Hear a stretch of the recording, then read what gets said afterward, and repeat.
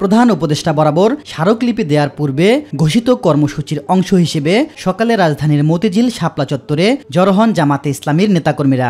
আমরা পিয়ার পদ্ধতির মাধ্যমে আগামী দিনে জাতীয় নির্বাচন চাই। এ সময় নভেম্বরে গণভোটের মধ্য দিয়ে আইনি ভিত্তির দাবি জানান দলের সেক্রেটারি জেনারেল অধ্যাপক মিয়া গোলাম পরোয়ার। জুলাই সনদ যা তৈরি করা হয়েছে সেই সংস্কার প্রস্তাব বাস্তবায়নের দায়িত্ব ঐক্যমত্য কমিশনের প্রধান হিসেবে, সরকারের প্রধান হিসেবে আপনার কাছে সেগুলো পেশ করা হয়েছে।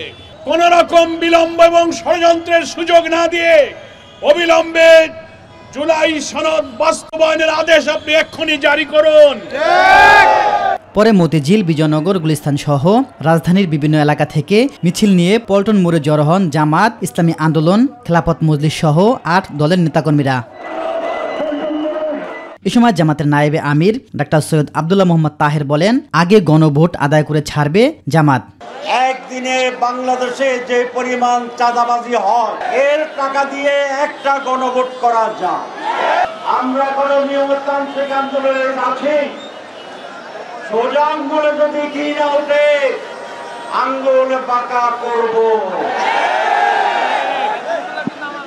ঘি আমাদের লাগবেই।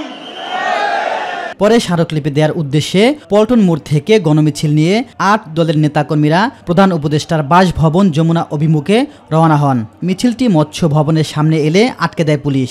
পরে 8 দলের পক্ষ থেকে 8 জন নেতা প্রধান উপদেষ্টা বরাবর স্মারকলিপি দিতে যান।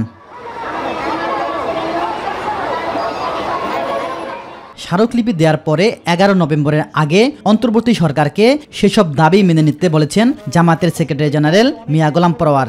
11 তারিখের আগে আমরা আজকে সরকারের কাছে আবারও স্মরণ করে দিতে চাই, এই মহাসমাবেশ ঢাকায় লক্ষ লক্ষ জনতার পদভারে মুখরিত হবার আগে আপনারা আমাদের এই 5 দফা দাবি মেনে নিয়ে জুলাই সনদের এই গণ আকাঙ্ক্ষার প্রতি সম্মান প্রদর্শন করুন। তা না হলে 11 তারিখে রাজধানী ঢাকার চিত্র ভিন্ন হবে ইনশাআল্লাহ। ইলিয়াস মাতবর, মাই টিভি, ঢাকা।